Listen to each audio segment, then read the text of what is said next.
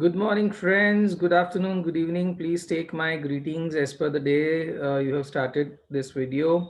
मेरा नाम दर्शन शाह है, मैं नाइशा इन्वेस्टमेंट्स का ओनर हूँ और हमारी टैगलाइन है we place our customers first.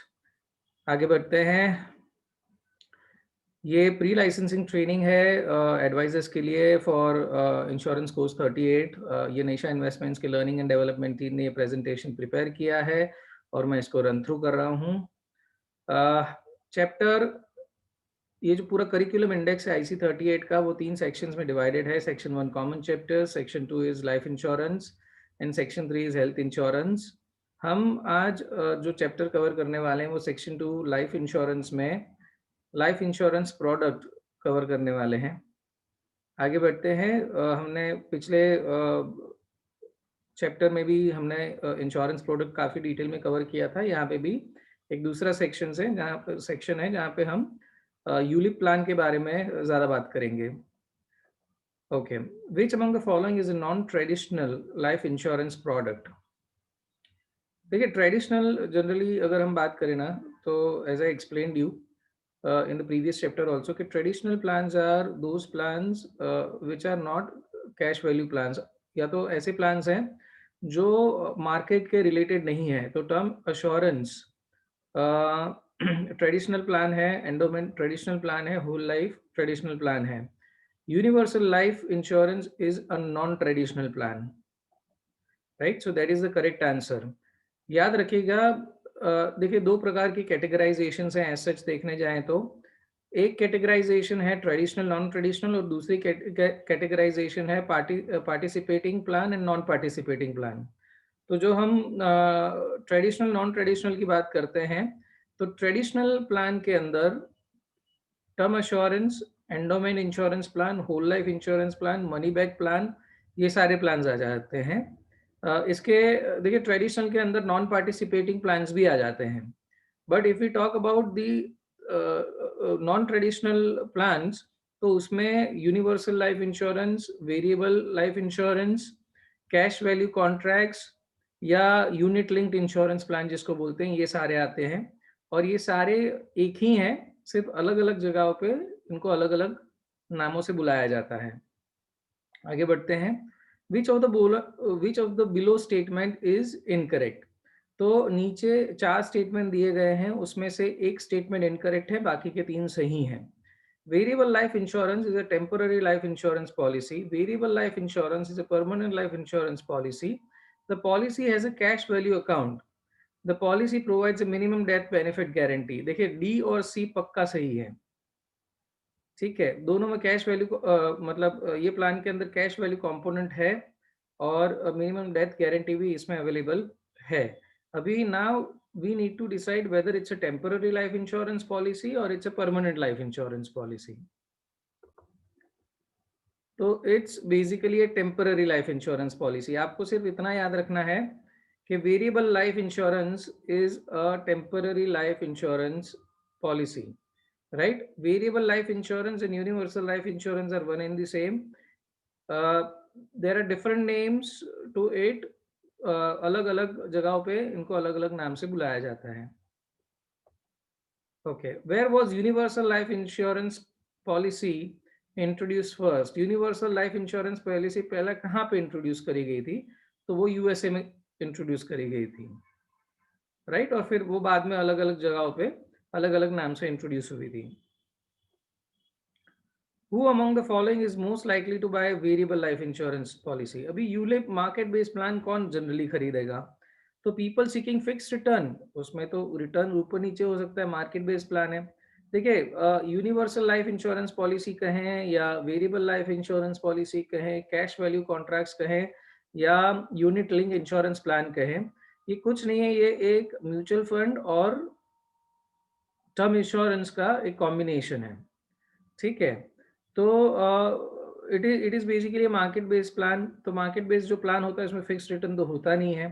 People who are risk averse का मतलब जो रिस्क लेना नहीं चाहते हैं, and do not dabble in equity, और वो लोग इक्विटी के अंदर नहीं पड़ते हैं, तो ये तो वो पक्का नहीं, ये लोग तो पक्का नहीं लेंगे।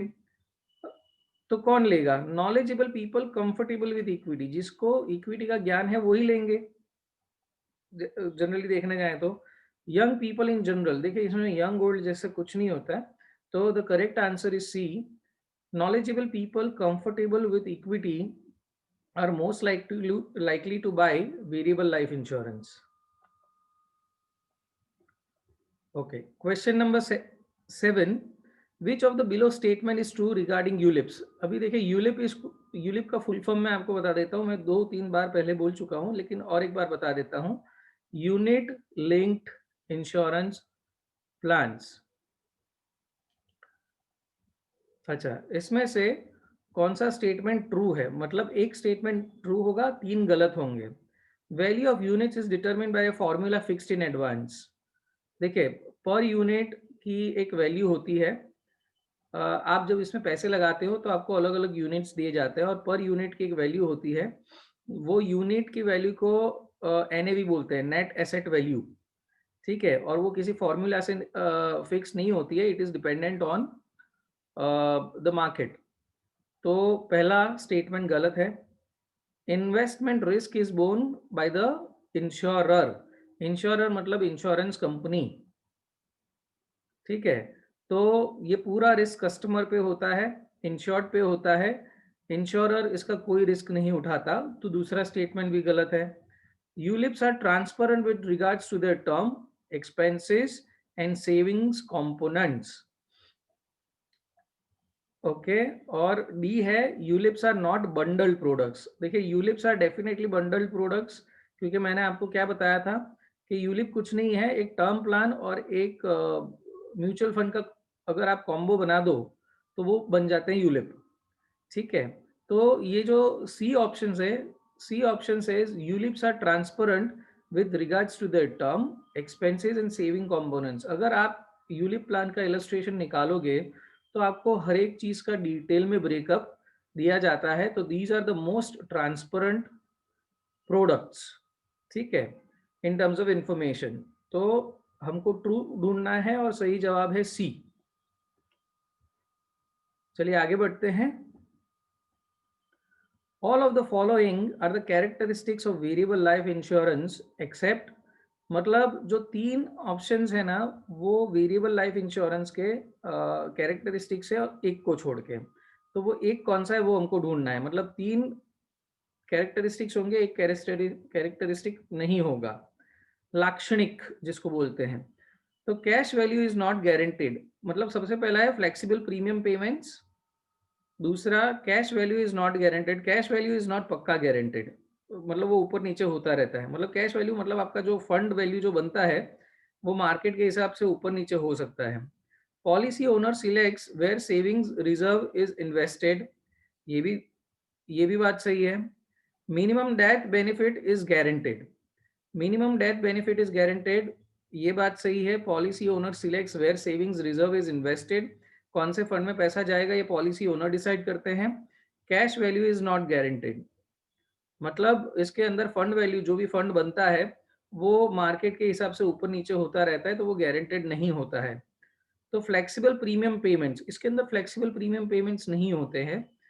इसके अंदर एक फिक्स प्रीमियम पेमेंट आपको पहले से डिसाइड करनी होती है कि आप 5 साल पैसा भरेंगे, 10 साल पैसा भरेंगे, कितना साल पैसा भरेंगे, राइट। तो फ्लेक्सिबल प्रीमियम पेमेंट्स ये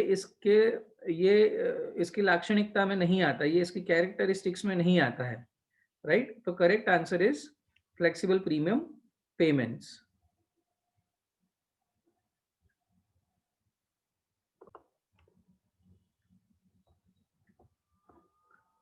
Question number 9. Which of the below is correct with regards to the universal life insurance? It allows policy owner to vary payments. It cannot allow policy owners to vary payments. ये तो पक्का गलत है. Policy owner can earn market based rate of return on cash value. So C is correct. Only 2 is correct.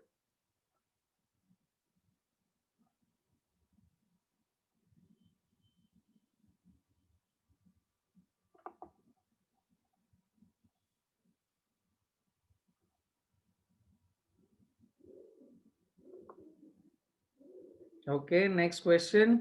All of the following is true regarding ULIP except 3 4 में से 3 option ULIP के संबंध में सही हैं, एक को छोड़ के। Unit holder can choose between different kind of funds, ये सही है। Life insurer provides guarantee of unit values, अभी यहाँ पे ही हमको आंसर मिल गया, क्योंकि यूनिट की वैल्यूज मैंने बताया ना आपको फिक्स नहीं होती है। से फॉर एग्जांपल आपने 100 रुपये डाले हैं ये प्लान के अंदर, एक यूनिट आपने जो खरीदा है वो 10 रुपये का खरीदा है, तो आपके पास 10 यूनिट हो गए, ठीक है, 100 रुपये में। अभी ये जो 10 यूनिट है, पर यूनिट की प्राइस आपने कितने में खरीदी, तो आपने 10 रुपये में खरीदी। अभी ये हो सकता है कि उसकी प्राइस 12 चली जाए, 15 चली जाए, 20 चली जाए या 5 भी हो जाए, depending upon the market situation and condition. तो देखने जाएं तो life insurer provides guarantee for unit values, कोई गारंटी इसमें नहीं होती है। तो हमको आंसर मिल चुका है, लेकिन तो भी हम बाकी के सी और डी ऑप्शंस देखते हैं ये क्या कहना चाहते हैं। यूनिट्स में B purchase by the payment of single premium और वाया रेगुलर प्रीमियम पेमेंट्स, ये सही बात है, आप एक बार में प्रीमियम भर के यूनिट्स ले सकते हैं, या आप हर साल पैसा भर के, जितने भी साल का आपने प्लान लिया है, अगर आपने 10 साल का प्लान लिया है तो 10 साल पैसे भर सकते हैं, तो उसको रेगुलर प्रीमियम पेमेंट बोलते हैं। तो आप ऐसे भी यूनिट्स हर साल ले सकते हैं। तो C is also correct. D क्या कहता है, ULIP policy structure is transparent with regards to the insurance expenses component. Structure इसका यूलिप का एकदम क्लियर होता है, आप कोई भी इलस्ट्रेशन ले ले तो इलस्ट्रेशन में आपको क्लियर कट आपको उसके बारे में पूरी जानकारी मिलती है। तो देखिए ए, सी और डी करेक्ट है, B is not true, so that's a correct answer in that way. चलिए जाते हैं क्वेश्चन नंबर 11 पे। As per IRDA norms an insurance company can provide which of the below non traditional savings life insurance products are permitted in India. भाई मैंने अभी तक तो unit link insurance plan ही सुना है, खैर देखने जाए तो वेरिएबल और यूनिट लिंक इंश्योरेंस प्लान एक ही है, लेकिन यहाँ पे बिकता है in the name of unit link insurance plan, तो हम यूनिट लिंक इंश्योरेंस प्लान ही गिनेंगे, ठीक है। तो one only is the correct answer.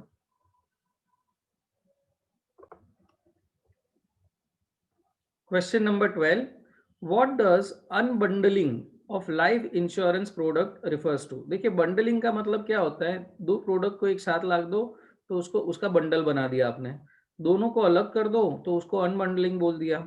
तो बेसिकली लाइफ इंश्योरेंस प्रोडक्ट्स में क्या होता है कि एक तो डेथ हुआ तो पैसा और जिंदा रहे तो पैसा, तो ये दोनों को बंडल अप किया जाता है। तो लेट अस सी के अच्छा इसमें अनबंडलिंग पूछा है, तो अनबंडलिंग की जब बात होती है तो हम इसको अलग कर रहे हैं, तो the correct answer should be D, separation of protection. Protection मतलब टर्म प्लान और सेविंग एलिमेंट, तो ये दोनों को अगर आप अलग कर दोगे लाइफ इंश्योरेंस प्रोडक्ट में तो उसको अनबंडलिंग बोलते हैं, अगर दोनों को जोड़ दोगे तो उसको amalgamation of protection and saving element बोलते हैं। मैं अभी सी की बात कर रहा हूँ, but as per the question the correct answer is D, क्योंकि हमको क्या पूछा गया है, what does unbundling of life insurance products refers to, so it is a separation of protection and saving element.